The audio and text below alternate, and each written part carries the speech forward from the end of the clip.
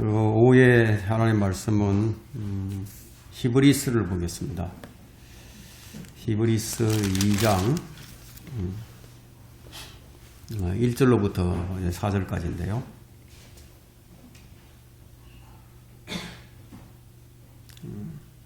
이 장 1절로부터 4절.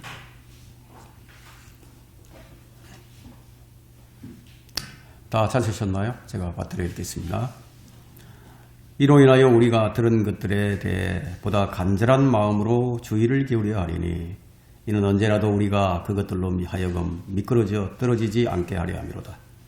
만일 천사들을 통하여 하신 말씀이 확고하여 모든 범죄와 불순종이 공정한 보응을 받았다면 우리가 이처럼 큰 구원을 소홀히 여기고서야 어떻게 피할 수 있으리요. 이 구원은 맨 먼저 주께서 말씀하시기 시작하신 것이요 그분께 들은 자들에 의해서 우리들에게 확정되었으니 하나님께서도 자신의 뜻에 따라 표적들과 이적들, 다양한 기적들과 성령의 은사들로서 그들에게 증거하셨느니라. 오늘 이 설교 제목은 이 3절에 나와 있는 것처럼 이처럼 큰 구원을 소홀히 여기고서야 어떻게 피할 수 있으리요. 이런 제목으로 말씀을 전하고자 합니다. 이 말씀을 위해서 잠시 기도하겠습니다. 사랑과 은혜가 풍성하시고 자비로우신 아버지 하나님, 주님께서 우리를 이처럼 사랑하여 주셔서 큰 구원을 주심으로 우리가 구원을 받고 하나님의 자녀가 되었습니다. 우리는 하나님께서 주신 이 구원의 가치가 얼마나 크고 위대한 것인지 잘 망각하고 살 때가 얼마나 많은지 모릅니다. 주님은 우리에게 주신 이 구원이 단 한순간 구원을 위해서만 주신 것이 아니라 이 구원이 영원까지 이어진다는 이 사실을 이 말씀을 통해서 우리에게 보여주고 계십니다. 오늘 우리의 지성을 밝혀주시고 또 마음을 활짝 열어서 이 말씀을 받아들일 수 있는 그런 토양으로 삼아주시기 원합니다. 우리는 우둔해서 주님 말씀을 잘 깨우치지 못합니다. 이 시간 성령님의 역사가 우리에게 절실히 필요합니다. 우리가 이 말씀을 잘 이해할 수 있도록 도와주시기 원합니다. 오전에도 주님께서는 말씀을 통해서 우리에게 크게 역사해 주셨습니다. 이 오후 시간에도 큰 역사가 일어나는 그런 시간이 될 수 있도록 이 시간을 복 주시기 원합니다. 우리의 개개인의 마음을, 생각을 온전히 주님께 집중시킬 수 있도록 도와주시기 원합니다. 이제 제가 이 말씀을 강론할 때 제 안에 충만해 주십시오. 제가 이 말씀을 성경과 능력 나타남으로 증거하게 해주시고 더는 우리 회중들도 이 말씀을 아멘으로 받아볼 수 있는 그런 복된 시간이 되어지게 해주시기 원합니다. 이 드리는 예배가 주님을 온전히 기쁘시게 하는 합당한 예배가 되게 해주십시오. 처음부터 끝까지 주님께서 주관해 주실 줄 믿고 우리 구주 예수 그리스도의 이름으로 기도했습니다. 아멘.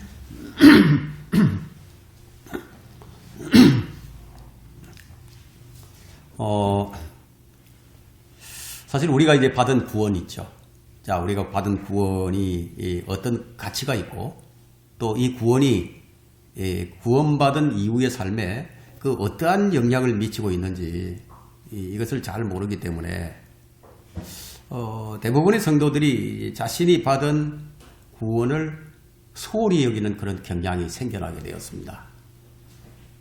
그래서 이런 연유로 인해서 이 본문은 이처럼 큰 구원을 소홀히 여긴다면 어떻게 피할 수 있겠는가 라고 책망을 하면서 구원의 가치를 깨닫기를 바라면서 이 서신을 쓰고 있습니다. 우리가 방금 읽은 이 본문의 네 구절을 함께 우리가 생각을 해보겠습니다. 1절에 다시 보면 이로 인하여 우리가 들은 것들에 대해 보다 간절한 마음으로 주의를 기울여야 하리니 이는 언제라도 우리가 그것들로 하여금 미끄러져 떨어지지 않게 하려 함이라. 바로 이 1절 말씀이 이 본서를 쓰는 목적이에요. 그러니까 우리가 들은 것들로부터 미끄러지지 말라는 것이죠. 이 본서의 저자는 이것을 이제 4절로 연결시키면서 큰 구원을 소홀히 여긴다는 것으로 연결을 시켜갑니다. 히브리인들은 1장에서 말하고 있는 구원의 복음을 듣고서도 유대교로 되돌아가려는 그런 성향이 있었어요. 근데 이 말씀을 들을 때 단순하게 뭐 나와는 상관이 없는 말씀이다. 뭐 이렇게 들으면 아무것도 얻을 게 없습니다. 우리 모두에게는 사실 이 히브리인들과 마찬가지로 이런 성향들이 있는 거예요. 그래서 이 히브리서 기자는 너희가 들은 것이 무엇인지 강조를 하면서 주위에서 그것에서부터 벗어나지 말라고 권고하고 있습니다.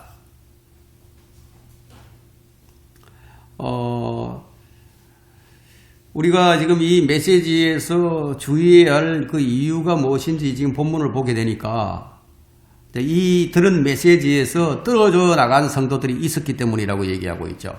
그럼 그 왜 그렇게 된 것인가? 그 이유가 뭐냐면 구원의 메시지가 단지 구원을 얻게만 할 뿐 구원받은 이후에는 그것이 필요 없다, 뭐 지속되지 않는다 이렇게 생각하는 그런 경향들이 있기 때문입니다. 그러나 그 잘못된 생각을 완전히 허물어버리는 그런 성경 말씀이 있어요. 그럼 디도서 2장 11절을 한번 펼쳐보세요.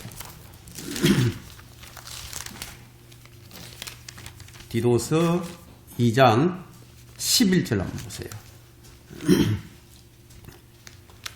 11절부터 제가 읽겠습니다. 이는 구원을 주시는 하나님의 은혜가 모든 사람에게 나타나서 우리를 가르치시되, 자, 이제 구원의 은혜가 나타나서 어떻게 하는지 이제 설명해 주고 있습니다. 우리를 가르치시되 불경건과 세상 정욕들을 거부하고 우리로 신중하며 의롭고 경건하게 이 현 세상을 살아가게 하시며 그 복된 소망 곧 위대한 하나님이신 우리 구주 예수 그리스도의 영광스러운 나타나심을 기다리게 하셨음이니, 무엇이 이렇게 한다고 하고 있죠? 구원을 주시는 하나님의 은혜가 이렇게 해준다는 거예요. 자, 이것을 비추어 볼 때 우리의 생각과는 너무나 다르죠.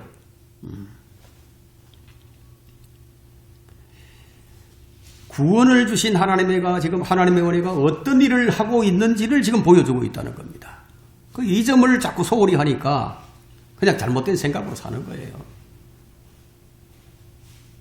이 설교가 지금 바로 이 점을 깨우치게 하는 역할을 해주기를 간절히 바라는 마음으로 저는 이 설교를 합니다. 자, 왜 교회가 세상에 존속해야 할까요? 근데 오늘날 많은 사람들은 교회를 시대착오적인 제도로 여기고서는 문을 닫아야 한다는 생각에까지 이르게 되었습니다. 시대가 바뀌었으니까 거기에 맞추어서 시대에 뒤처지지 않아야 한다고 생각을 하게 된 것이죠. 그래서 뭐가 생겨났냐면 미디어 교회가 생겨났어요. 미디어 사역과 미디어 교회는 달라요. 미디어 사역은 효과적일 수가 있지만 미디어 교회는 모임이 없는 것이기 때문에 그것은 비성경적이에요. 자, 이런 이유 때문에 우리가 이 교회의 가치를 알고 그 교회에 맡겨진 이 중요한 사명을 왜 이루어가야만 하는지를 분명히 알 필요가 있습니다. 교회가 세상 사람들에게 이렇게 얘기하죠. 우리의 말에 좀 귀를 기울여 달라고. 그렇게 말하는 이유가 뭡니까? 왜냐하면 이처럼 큰 구원의 가치를 알리기 위해서예요. 오늘날은 이처럼 큰 구원을 다양한 방법으로 전할 수 있는 그런 시대가 됐어요. 지금이 이제 SNS 시대라고 그러잖아요. 그래서 미디어 시대이기 때문에 미디어를 통한 복음 사역이 매우 효과적일 수 있습니다. 이것은 무엇과 같으냐면 주님께서 초림하셔서 복음을 전파하실 때에는 한 무리, 개개인, 한 무리들, 그렇게 이제 한정적으로 복음을 전하셨거든요. 근데 주님이 성천하신 다음에 성령님이 이제 오시자 성령님께서는 이제 모든 사람들에게 다 동시에 전할 수 있게 된 것처럼 미디어를 통한 사역은 큰 효과를 낼 수 있는 것이 사실이에요. 저는 오늘 이것을 논하고자 하는 것이 아니라 우리가 받은 구원이 어떤 가치가 있고 그리고 그 구원이 어떤 영광이 있는지 그리고 우리는 어떻게 변해야 하는지 그것들에 대해서 성경이 지금 무엇이라고 말씀하고 있는지 그것을 통해서 그것들을 지금 성경을 통해서 확인해 보고자 하는 겁니다. 첫 번째는 구원이면 구원이지 왜 이처럼 큰 구원이라고 한 것인가요? 그냥 구원이면 구원이지. 우리가 이 점을 한번 생각을 해봅시다. 특히 요즘처럼 교회의 메시지가 진정으로 무엇을 의미하고 있는지에 대해서 매우 혼란스러워하는 시대에는 더욱더 그렇습니다. 구원을 주시는 하나님의 은혜의 복음은 구원과 해방과 치유와 자유와 건강과 활력과 능력을 줍니다. 이것이 지금 우리가 지금까지 선포하고 있는 메시지의 속성이에요. 그러나 히브리서 기자는 이 메시지를 단지 구원의 복음이라고 말하는 것으로 만족하지 않는다는 거예요. 그는 의도적으로 여기서 이처럼 큰 구원이라고 표현을 합니다. 구원받은 성도들도 이렇게 생각을 해야 되는데 이렇게 생각을 하지 아니하고 이처럼 큰 구원을 간과하는 경향이 있다는 거예요. 자신들이 소유하고 있는 이 구원이 얼마나 큰 가치가 있는지를 깨닫지 못한 거예요. 이것을 큰 가치로 깨닫게 되면요. 그때서부터 그 깨달은 날로부터 그 사람 안에서 열매가 맺어지기 시작합니다. 그게 무슨 열매일까요? 우리 안에서 맺어지는 열매가 무엇일까요? 성령의 열매예요. 그것이 안에서 맺어진다는 거예요. 자, 지금 우리가 받은 구원이 지금까지 세상에 알려져 왔어요. 또 그것이 세상에서 가장 위대한 것이라는 사실을 그리고 이 부분에 더 관심을 둘 것을 우리는 이 성경이 지금 권면을 하고 있습니다. 성경을 잘 아는 사람들이라면 특히 이 신약 성경이 항상 최상의 표현을 사용해서 구원을 묘사하고 있다는 사실을 잘 알 것입니다. 신약 성경은 이 구원을 항상 위대하고 장엄하며 광대한 것으로 제시를 합니다. 여러분 에베소서 2장을 보게 되면요. 더 이상 어떻게 표현할 수 없는 듯이 보이기도 합니다. 바울은 지금 은혜에 관해서 말하면서 자신의 표현에 만족하지를 못했습니다. 그리고 말로서 표현하기란 너무나 크고 위대했기 때문인데 그의 표현을 보면 에베소서 2장 7절에서 이렇게 얘기를 합니다.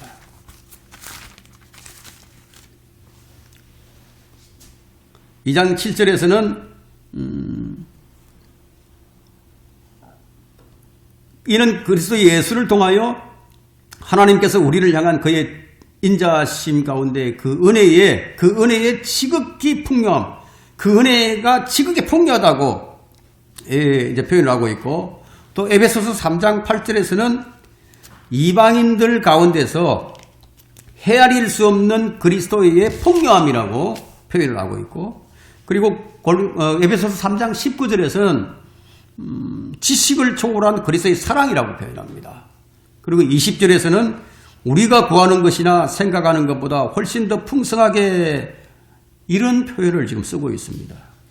그래서 지각이 열려서 성경을 제대로 읽는 사람이라면 누구든지 구원이 지극히 위대하고 장엄하다는 감동을 받지 않을 수가 없는 거예요. 감동이 있어야 되는 거예요. 깨달음에는 감동이 있는 거예요. 그분이 우리를 위해서 하신 그 일들을 우리가 깨닫는다면 감동이 없을 수가 없어요. 그럼 감동이 없다. 그럼 가짜죠, 그거는. 그 로봇인가요? 감정이 없길래?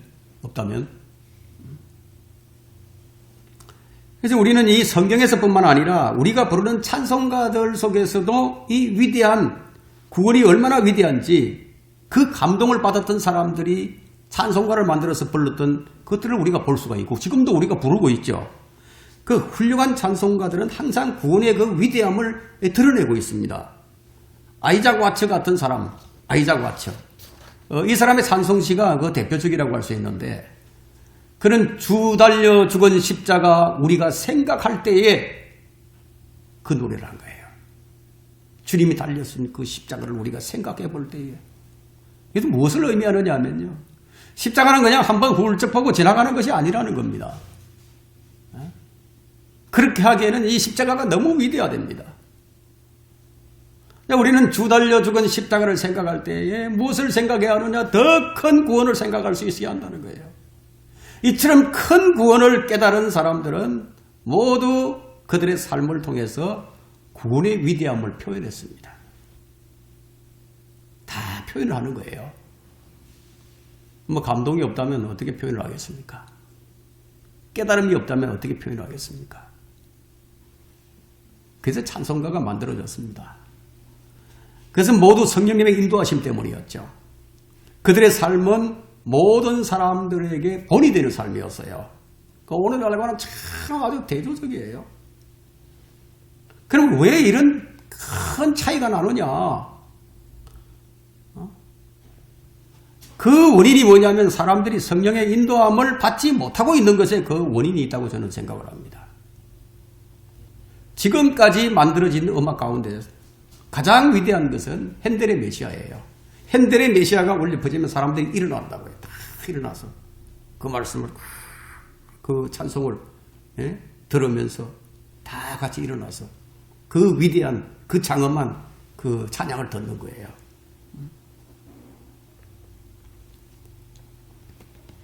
참으로 그 위대하기가 뭐 거지없는 그런 음악인데 어떻게 그런 음악을 만들 수 있었을까? 무엇이 핸델로 하여금 그런 작곡을 하게 만들었을까 하는 거예요. 핸델이 이렇게 얘기를 합니다. 아주 짧은 시간에 아주 이 훌륭한 걸작을 완성을 하면서 자신이 마치 천상에 올라가서 위대하신 하나님의 영광을 직접 보는 듯한 느낌이었다고 말을 합니다. 하나님의 영광을 직접 보는 느낌. 그 음악이 만들어진 것은 그의 음악의 천재성 때문이 아니라 그가 위대하신 하나님의 영광을 보았기 때문이에요. 핸델은 이같이 큰 구원의 장엄함과 위대함을 표현한 것이에요. 여러분에게 한 가지 질문을 합니다. 여러분이 경험했던 일들 가운데 구원이 가장 위대하고 놀라운 일이라고 생각을 하십니까? 이번에는 훨씬 더 진지한 질문을 던집니다. 다른 사람들에게 우리가 발견한 것이 세상에서 가장 놀라운 것이라는 인상을 주었습니까? 이런 질문은 자신에게 자주 하는 것이 좋습니다. 많은 사람들이 교회 밖에 머물러 있는 이유가 무엇일까요? 왜 교회 밖에 머물고 있을까요? 많은 경우는 구원받은 성도들이 자신의 그 큰 구원을 소홀히 여기는 그런 모습들 때문에 사람들이 교회 밖에 머물러 있는 거예요. 그들에게 어떤 인상을 심어줘야 하느냐 하면 가장 영광스러운 것을 놓치고 있다는 인상을 심어줘야 하는데 불행히도 교회가 그 본연의 임무를 다하지 못합니다. 바로 이것이 본문이 지금 구원에 대해서 말하려고 하는 요지입니다. 히브리인들의 문제는 구원의 위대함을 간과한 채 다른 것을 찾으려 하는 데 있었어요. 자꾸만 핵심에서 비껴나가는 거죠. 저는 이처럼 큰 구원을 소홀히 여기고서야 히브리스 이 기자의 이런 질문에 그가 질문을 하고 그가 답변한 것을 대신 제가 전할 뿐이에요. 그렇다면 그가 전하고자 했던 것이 무엇일까요? 두 번째는 삼위일체 하나님이 이루신 구원입니다. 구원이 이토록 위대한 첫 번째 이유는 구원의 출처나 기원이나 그 내력이 모두 위대하기 때문이에요. 우리는 저자를 보고서 어떤 책이 위대한지를 판단을 하죠. 그래서 책을 고르게 되면 대부분의 이제 저자가 누구냐, 뭐 이렇게 그것을 보고 책을 고르게 됩니다. 말하자면 이 저자가 그 책의 가치를 결정한다는 것이죠. 예술작품도 마찬가지예요. 보통 우리는 이 책이 누구의 책인가, 이 작품이 누구의 작품인가 이렇게 묻습니다. 만일 우리가 그 저자의 가치를 모를 때면 그 책의 가치는 저평가될 수밖에 없겠죠. 똑같은 작품인데도 가치를 아는 자들에게는 고액의 가치가 되는 거예요. 그리고 그것을 볼 때마다 즐거워하면서 아무리 봐도 실정이 안 나. 워낙 가치가 있는 거니까. 근데 그 좋은 것을 가지고도 가치를 모르는 사람에게는 그냥 그건 종이에 지나지 않아요. 이처럼 우리는 이 작품을 만든 사람에 따라서 그 가치를 결정하게 됩니다. 히브리서 기자도 정확하게 그런 논증을 여기서 구사를 하고 있는 거예요. 그는 이렇게 말합니다. 그러니까 우리 인간에게 얼마만큼 이해를 시키기 위해서 이렇게 이런 논증을 펼치고 있는지 한번 보시라는 겁니다. 3절과 4절에서요. 우리가 이처럼 큰 구원을 소홀히 여기고서야 어떻게 피할 수 있으리요? 구원은 맨 먼저 주께서 말씀하시기 시작한 것인 것이요. 그분께 들은 자들에 의해서 우리들에게 확정되었으니 확정이 되었다 이거예요. 하나님께서도 자신의 뜻에 따라 표적들과 이적들, 다양한 기적들과 성령의 은사들로서 그들에게 증거하셨느니라. 구원이 이같이 큰 이유는 구원이 삼위일체 하나님에 의해서 이루어졌기 때문이라고 이렇게 지금 설명을 합니다. 바울은 이 구원의 복음을 어떻게 하라고 했죠? 굳게 붙잡고 헛되이 믿지 말라. 굳게 붙잡으라고 했어요. 자, 비참한 인생들은 그냥 복음을 헛되이 붙잡습니다. 그들은 정치적 편향성을 띠게 됩니다. 그리고 그들은 과학자들, 유명한 학자들, 유명한 사람들의 말을 아주 경청합니다. 그러나 상황은 어떻습니까? 그들의 영적 상황은 점점 더 나빠져 갑니다. 그들은 복음의 능력을 단편적, 일회성으로 생각을 해버립니다. 자, 이런 까닭에 헛되이 전하는 복음 사역자들이 등장하게 된 것입니다. 오늘날 수많은 사람들이 복음을 헛되이 전하죠. 본서의 기자는 구원의 그 위대함을 깨달은 사람이거든요. 그러니까 이 구원의 위대함 때문에 그 벅찬 가슴을 주체할 수가 없었어요. 그 구원이 너무나 크게 느껴졌기 때문에. 그래서 그 서신을 기록하면서 처음에 건네는 일상적인 인사말조차도 생략해버리고 곧바로 구원의 메시지를 전하게 됩니다. 그것이 히브리서 1장 1절로부터 2절이죠. 인사말이 없어요. 바로 들어갑니다. 전에는 선지자들을 통하여 조상들에게 여러 번에 걸쳐 다양한 방법으로 말씀하신 하나님께서 이 마지막 날들에 그의 아들을 통하여 우리에게 말씀하셨으니 이 아들을 만물의 상속자로 세우시고 또 그를 통하여 그분께서 세상들을 지으셨느니라. 이것이 세상에서 가장 위대한 말씀이에요. 하나님의 말씀은 현 사회의 상태와 개인의 전체적인 사회, 개인과 전체 사회의 어려움을 설명을 해줍니다. 이것은 인간의 분석이 아니라 하나님의 분석이에요. 하나님께서 이렇게 분석하고 계신다. 그리고 하나님의 치유책이 바로 여기에 적혀 있는 거예요. 구원이 이같이 위대한 이유는 그것이 하나님에게서 비롯되었기 때문입니다. 삼위의 하나님께서 이 큰 구원을 이루셨어요. 창조 때도 이 삼위의 하나님께서 함께 계셨어요. 구원을 하는데도 구원의 복음도 이 삼위의 하나님께서 함께 하십니다. 이것이 그토록 위대한 첫 번째 이유예요. 사실 이것만으로도 충분하죠. 이것만으로도 우리에게 충분한데 그러나 우리 역시 히브리인들처럼 마음이 더디기 때문에 구원의 위대함을 좀 더 설명하는 것이 좋을 듯합니다. 이제 두 번째 이유를 말하겠습니다. 구원이 그토록 위대한 이유는 우리를 끔찍한 불행에서 구해내시기 때문이다. 구원의 크기는 우리가 벗어난 그 불행하고 좀 비례를 합니다. 무슨 말이냐면 은혜에 대한 느낌이 그 느낌에 따라서 비례를 한다는 거예요. 내가 받은 구원을 가치 있게 크게 느끼는 사람은 그 하나님의 은혜에 감사가 더 크겠죠. 구원의 그 복음을 듣고 내가 받은 구원의 가치가 적게 여겨진다. 그러면 그 감사가 줄어들겠죠. 느끼는 감정도 다르겠죠. 이것이 우리 신앙을 좌우합니다. 내가 얼마만큼 크게 느끼느냐 이거예요. 정말 이것을 크게 느끼면요. 어떤 선교사는 다른 거 아무것도 안 보여요. 그냥 이 구원의 은혜가 너무 커서 정말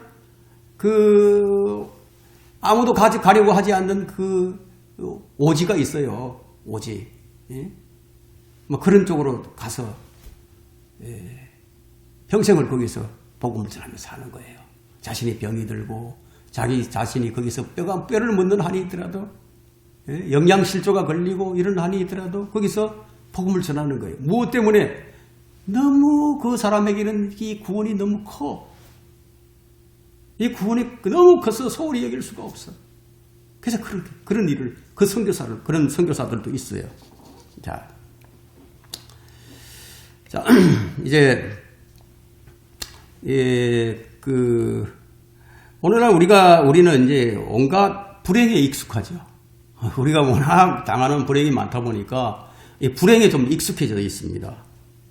그러나 이제 구원을 거부한 사람이 당하는 불행보다 더 큰 불행은 없어요. 그래서 참으로 두렵고 끔찍한 불행인데, 예를 들어서 한번 설명을 해보겠습니다. 우리가 약의 가치를 판단할 때 무슨 타이레놀이라는 그 약을 한번 우리가 잘 아는 타이레놀을 생각해 본다면은 그것은 작지만 매우 유용한 그런 약이죠. 뭐 두통이나 뭐 이런 통증이 있을 때 타이레놀을 그냥 복용을 합니다. 그건 참 놀라운 그런 효능을 지닌 약이 분명하죠. 근데 값이 매우 싸요. 싸죠, 그죠? 그거 왜 그럴까요? 타이레놀이라는 이 약은 두통과 같은 이런 통증과 같은 이런 증상만을 치료해 주기 때문에 그래서 싸요. 그것도 매우 비싼 약들도 있어요. 그럼 약이 왜 비싸냐면 그런 약들은 치명적인 질병들도 고쳐줄 수 있기 때문에. 이렇듯 우리는 약의 가치를 결정할 때 그 약이 치료를 할 수 있는 질병의 심각성을 고려해서 가치를 결정을 합니다. 지금 히브리서 기자도 그와 같은 논리를 지금 여기서 구사하고 있는 거예요. 우리가 이처럼 큰 구원을 소홀히 여기고서야 어떻게 피할 수 있으리요? 여러분 지금 이런 논리를 지금 이해할 수 있겠습니까? 예? 이제 그는 이같이 큰 구원을 2장 2절로 연결시킵니다. 2장 2절에 보면 만일 천사들을 통하여 하신 말씀이 확고하여 모든 범죄와 불순종이 공정한 보응을 받았다면, 이것은 이제 모세의 율법을 가리키는 거거든요. 그러니까 죄인들이 어떤 보응을 받게 될 것인지 율법이 이미 정해놓았다고 지금 얘기를 합니다. 정해져 있다는 얘기예요. 죄의 값을 치르지 않으면 안 된다는 거죠. 그래서 에스겔 18장 4절에는 범죄하는 혼은 죽으리라고 얘기를 했고, 로마서 6장 23절에는 죄의 삭은 사망이라고 얘기했습니다. 율법이 그렇게 선언을 해버린 거예요. 자, 이것은 구약 성경의 위대한 메시지예요. 그런데 히브리인들은 이 위대한 메시지를 그냥 피상적으로만 알았습니다. 이것은 마치 그리스도인들이 성령의 인도함을 받는 것이 피상적인 줄로 아는 것과 동일하다는 거예요. 피상적으로 생각하는 거예요. 그래서 바울은 이렇게 말합니다. 율법이 우리를 그리스도께로 인도하는 지도교사가 되었으니, 그러면 어찌하여 율법을 섬기느냐? 그것은 범법함 때문에 더해진 것이니, 갈라디아서 3장에 이렇게 얘기하고 있죠. 이는 계명에 의한 죄가 심히 많게 되게 하려 함이니라. 로마서 7장 13절이죠. 율법이 오면 죄가 다 드러나는 거예요. 율법이 죄를 정죄하는 거예요. 율법이 죄를 많아지게 만드는 거예요. 율법은 죄와 형벌을 그냥 적시합니다. 그런데 본서는 복음이 그것을 훨씬 더 분명하게 보여준다고 말을 하고 있다 이거예요. 이 복음이 율법보다도 더 확실하게 보여준다고 말을 한다는 거예요. 사실 율법의 차원에서만 생각해도 현 사회에는 뭐가 필요하죠? 구원의 메시지가 필요하죠. 절실히 필요하죠. 그런데 세상이 왜 그리스도의 구원에 관심을 기울이지 않을까요? 그 이유는 간단합니다. 그들이 위험에 처하게 될 것을 알지 못하기 때문이에요. 자기가 죽으면 지옥 간다는 걸 모르는 거예요. 마음에 와닿지를 않아요. 그래서 세상 사람들은 풍요로운 사회에서 온갖 부를 누리고 즐기면서도 모든 것이 다 잘 될 것이라고 생각을 한다 이거예요. 그래서 그들은 단 한순간도 죽음이라는 것에 대해서 진지하게 생각을 한다거나 그 죽은 뒤에 무엇이 기다리고 있을 것인지 어떤 형벌이 있을 것인지 생각을 하지 않는다는 거예요. 그런데 그들은 구원에 대해서 무관심할 수밖에 없고 또 그 필요성을 느끼지 못하는 겁니다. 그들의 보험과 마지막 심판, 곧 하나님의 생명에서 떠나 영원히 비참하고도 불행하게 살게 될 끔찍한 처지를 의식하지 않는다는 거예요. 그러나 주 예수 그리스도를 믿지 않는 사람들은 모두가 다 그런 운명에 처하게 됩니다. 율법이 이미 이것을 다 확정해 놓았어요. 주님께서도 이 점을 거듭 강조하시면서 인자가 온 것은 무엇 때문에? 주님이 왜 오셨어요? 무엇 때문에 오셨죠? 잃어버린 자를 찾아 또 구원하려는 것이라 하고 누가복음 19장 10절에 말씀하고 있죠. 오직 예수님만이 죄인을 구원하실 수 있어요. 그분 외에는 그 누구도 그렇게 할 수가 없어요. 이것이 히브리서 기자의 논적입니다. 보기에는 율법만으로도 충분하게 보였지만 그러나 이제 그리스도께서 오셨고 오직 그분만이 유일한 구원의 길이 되신다는 거예요. 따라서 이 구원을 무시한다면 참으로 두렵고 끔찍한 보응을 받게 될 운명에 처하게 될 것이라고. 이것이 구원이 이토록 위대한 두 번째 이유입니다. 오직 복음만이 영원히 비참하고 불행한 심판을 받아야 할 우리를 구원할 수 있다는 겁니다. 그러나 이것은 단지 소극적인 구원일 뿐이에요. 이같이 큰 구원이란 세 번째 영원한 영광에 이르는 구원을 말합니다. 영원한 영광으로 이어진다는 거예요. 이제 히브리서 기자는 적극적인 구원을 언급합니다. 저 구원이 위대한 세 번째 이유는 우리를 지극히 끔찍한 형벌로부터 구원할 뿐만 아니라 지극히 위대한 것을 향해서 또한 그것을 위해 우리를 구원하기 때문이다. 말하자면 우리가 구원을 받아서 어디로 향하게 되고 무엇을 얻게 되는지를 알면은 구원이 더 위대하다는 것을 알 수가 있습니다. 그런데 이것 역시 시간의 흐름에 따라서 피상적으로 변해갑니다. 아마 여러분들 이런 경험을 많이 했을 거예요. 처음에는 그 구원이 너무너무 값지고 크게 느껴졌는데 시간이 지나가면서부터 점점 그게 희석되어 가지고 피상적으로 변해가는 거예요. 그리고 히브리서 2장의 나머지 내용이 지금 바로 이 주제에 대해서 설명을 합니다. 복음이 우리에게 무엇을 주는가? 왜 우리가 복음을 믿어야 하는가? 복음이 우리에게 죄사함을 준다고 말하고 있는데, 자, 17절 한번 보세요. 2장 17절에 그러므로 그가 모든 일에 마땅히 자기 형제들과 같이 되셔야 했으니 이는 하나님과 관련된 일들에 자비롭고 신실한 대제사장이 되셔서 백성의 죄들을 위해 화해를 이루려 하심이라. 오직 주님만이 우리의 대제사장입니다. 지금 그분은 하늘에 하나님 보좌 오른편에 앉아서 대제사장의 사역을 하고 계십니다. 그래서 복음은 우리로 하여금 하나님과 화목해 줍니다. 하나님과의 화목은 온 세상의 재물을 다 동원해도 살 수가 없는 복이에요. 이것보다 더 가치 있는 것이 없어요. 어떤 큰 부자가 있었는데요. 그 양심의 가책도 느끼지 못하면서 돈을 열심히 벌면서 아주 즐겁게 일을 했어요.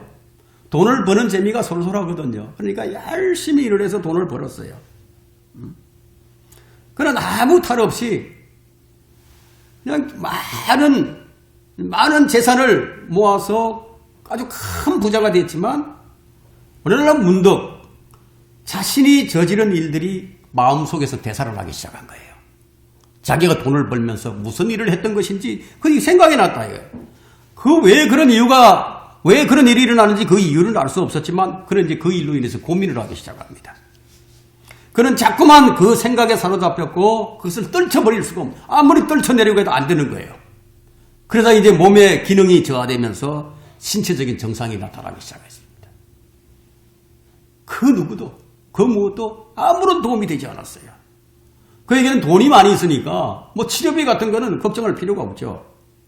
그러나 그의 마음과 생각의 평화를 찾을 길이 없었어요. 그것이 바로 그의 문제였습니다. 그의 양심이 계속해서 그를 계속 찌르는 거예요. 뭐 이건 세상에 있는 돈과 세상의 지혜를 다 동원해도 그것을 해결할 길이 없어요. 그런데 감사하게도 어느 한 설교자를 통해서 하나님께서 그를 도우신 거예요. 그 설교자는 그에게 죄사함의 확신을 줄 수 있는 그런 방법을 알려준 거예요. 그분은 하늘에서 세상으로 오신 하나님의 아들에 관해서 그 사람이 들려준 거예요. 그 설교자가 주 예수를 믿으라. 그리하면 너와 내 집안이 구원을 받으리라. 라고 말하면서 그리스도의 십자가의 대속을 들려준 거예요. 단지 믿기만 하면 죄 용서를 받게 되고 현세의 고통에서뿐만 아니라 내세에서도 영생을 누리게 된다는 그런 메시지를 전해줍니다. 그 사람은 비로소 하나님과 화해를 하게 됩니다. 이것은 온 우주보다도 더 귀한 것이에요. 가끔 우리는 이런 뉴스를 듣습니다.億万장자들이 스스로 목숨을 끊는다는 소식이에요. 돈으로도 행복을 살 수 없다는 것이죠.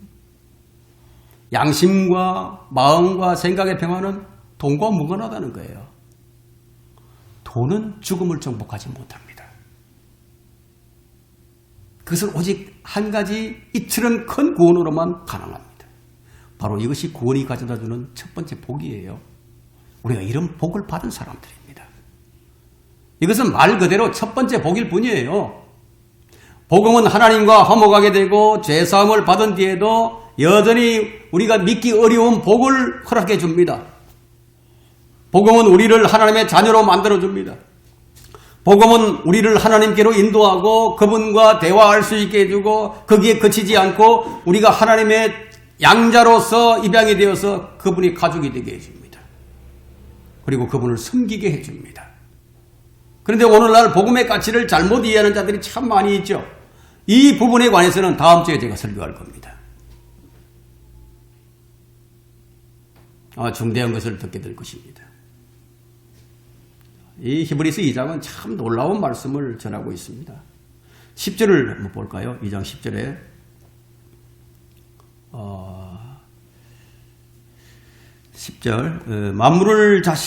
만물을 자신을 위하여 또 자신에 의하여 존재하게 하신 그분께서 많은 아들들을 영광에 들어가게 하시려고 고난을 통하여 그들의 구원의 대장을 온전하게 하신 것은 당연하도다.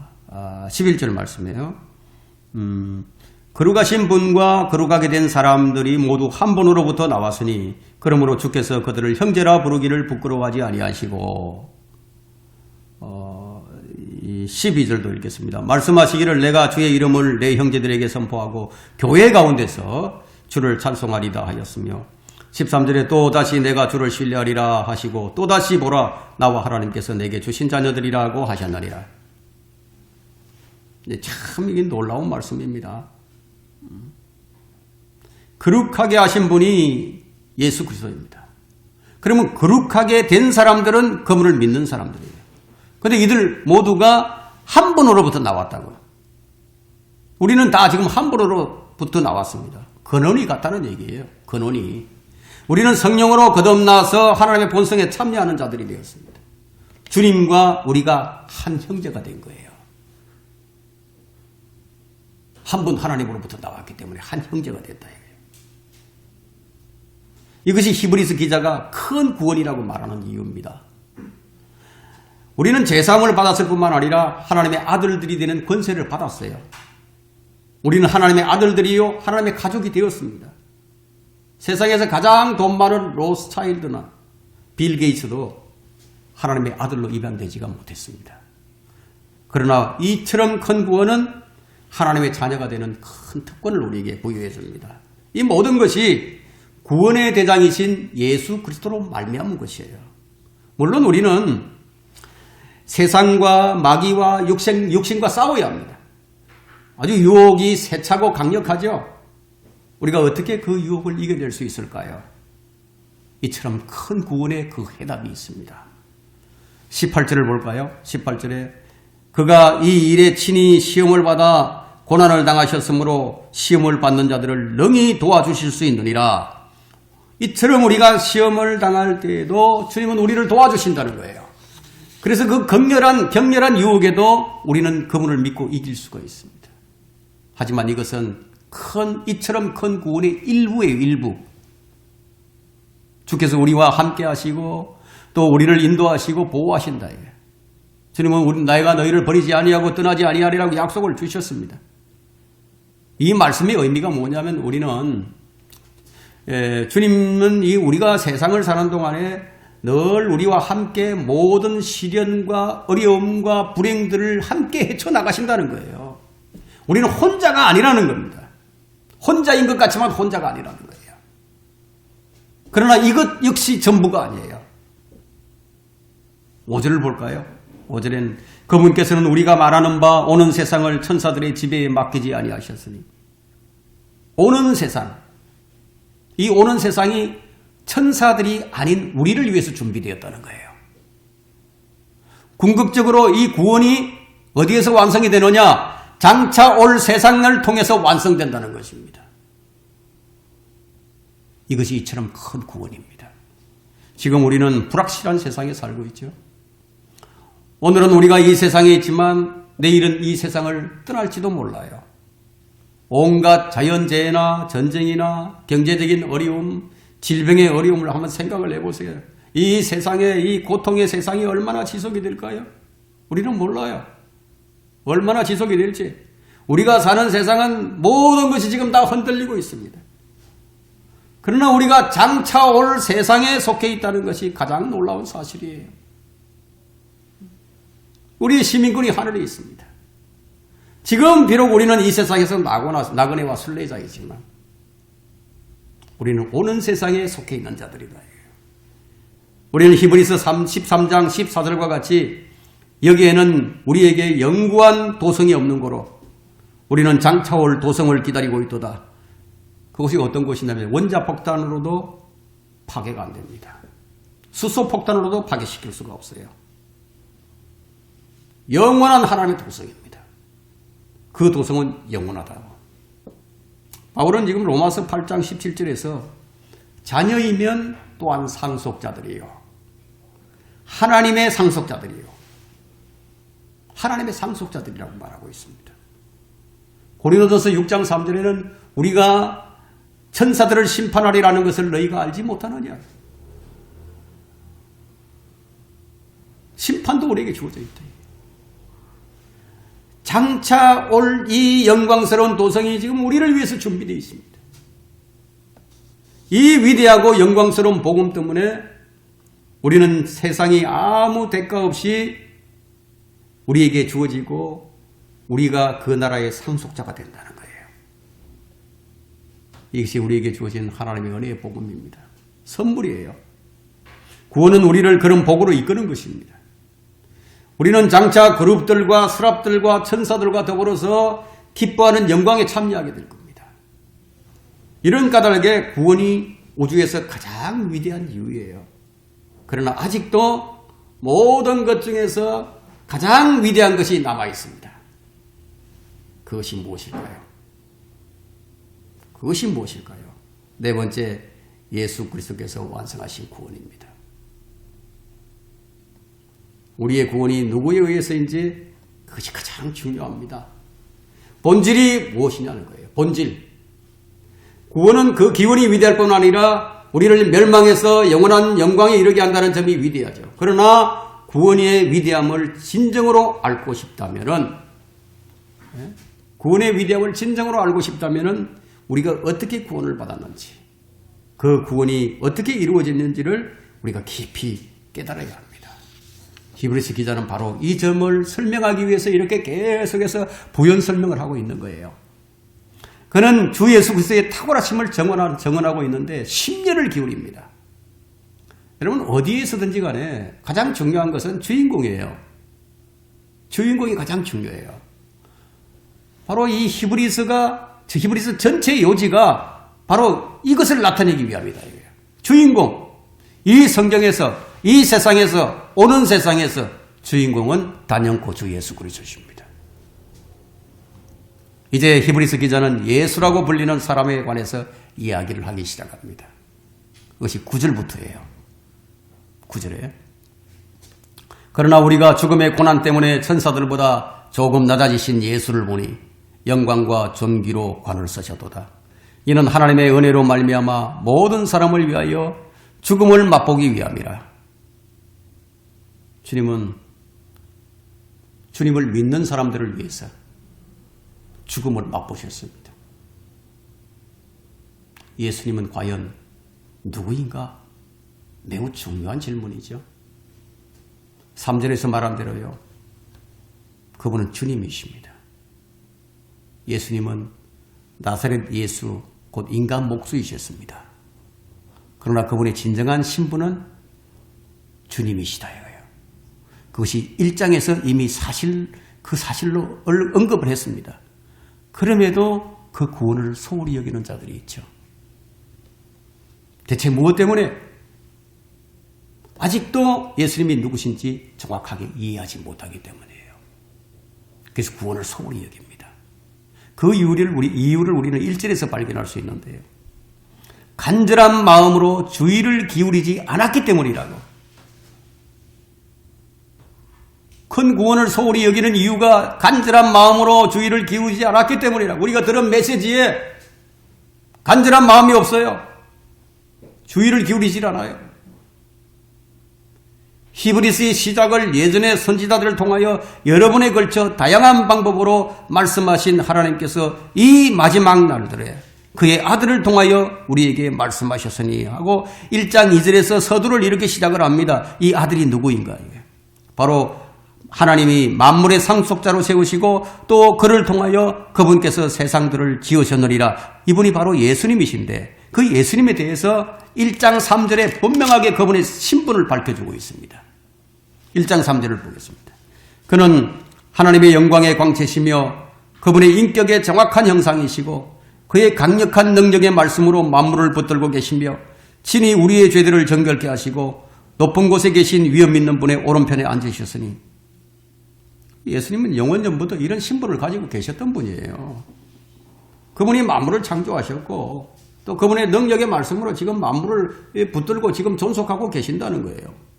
그분은 모든 것, 심지어 천사들까지도 창조하셨어요. 그런데 그런 주님께서 천사들보다 조금 낮아지셨어요.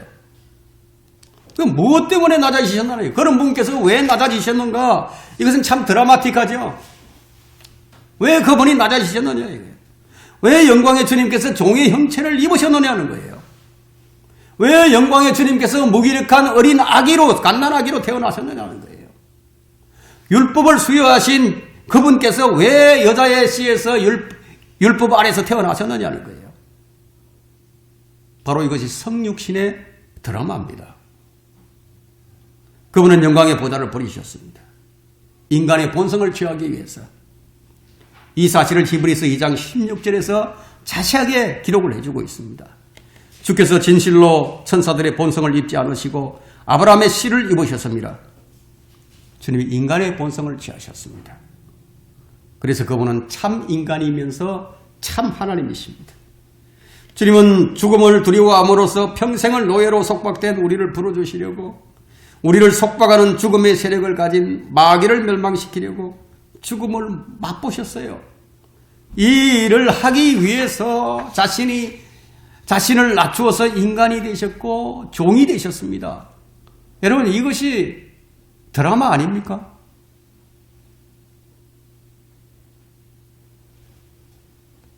여러분 하나님은 아무도 시험하지 아니하시고 또 친히 시험을 받지 아니하신다고 야고보서 3장 13절에 말씀하셨는데 그런데 히브리서에서는 그가 시험을 받아 지금 고난을 당하셨다고 지금 말씀을 하고 있거든요. 자, 그분은 하나님으로서 시험을 받은 것이 아니라 사람으로서 시험을 받으신 거예요. 이것을 4장 15절에서 이제 밝혀줍니다. 4장 15절에 보면 중간점이에요. 모든 점에서 우리와 마찬가지로 시험을 받으셨지만 죄는 없으신 분이시기 때문이래요.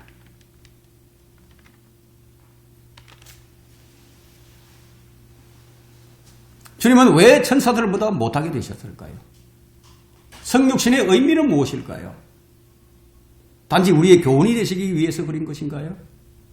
그것이 아니라는 거예요. 그것은 2장 9절에서 이는 하나님의 은혜로 말미암아 모든 사람을 위하여 죽음을 맛보기 위함이라. 그분이 죽음을 맛보야만 했습니다. 우리의 죄를 위해서는 그분의 보혈이 필요했습니다. 그분은 가장 높은 영광의 보좌에서 가장 저주스러운 십자가까지 낮아지셨습니다. 그뿐만 아니라 그분은 지옥에까지 다녀오셨습니다. 생명의 창조주께서 죽임을 당하셨다는 거예요. 이와 견주어서 말할 만한 가치 있는 것이 아무것도 없습니다. 그러나 이것이 끝이 아니라는 거예요. 놀라운 반전이 일어나게 됩니다. 9절에서 죽음의 고난을 받으심으로써 영광과 존귀로 관을 쓰신 예수를 보니 그는 죽음의 속박을 깨뜨리셨습니다. 그분은 사망을 이기시고 부활하셨습니다. 죽음은 그분을 가두어 놓을 수가 없었습니다. 주님은 부활하셔서 사망 권세를 이기시고 부활로서 생명과 썩지 아니할 것을 드러내셨습니다. 그리고 하늘에 오르셔서 하나님의 보좌 오른편에 앉으셨습니다. 바로 이것이 히브리서 1장 3절에 방금 읽었던 그 사실이 모두 다 언급되어 있어요. 주님은 하늘에서 내려와 가장 깊은 곳까지 떨어지셨다가 다시 영광으로 돌아가셨습니다. 그분은 영광과 존귀로 관을 쓰셨습니다. 이제 주님은 통치자세요. 모든 역사가 주의 손에 달려 있습니다.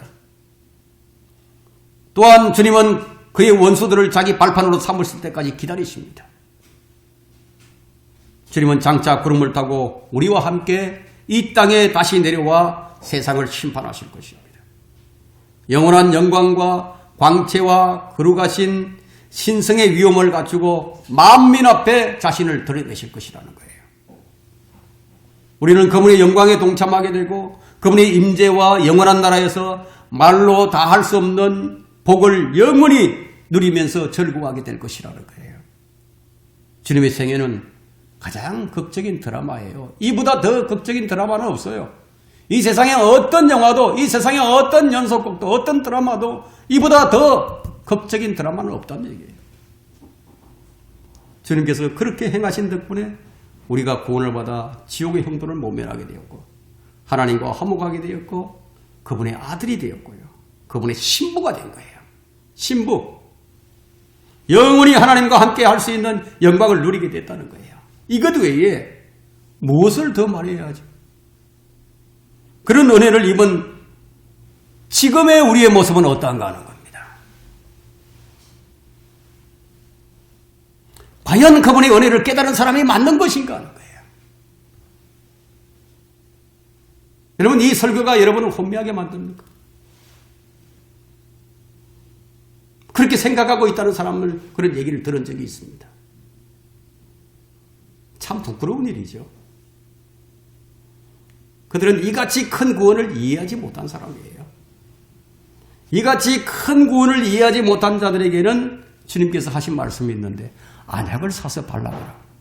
안약을 사서 눈에 바르라.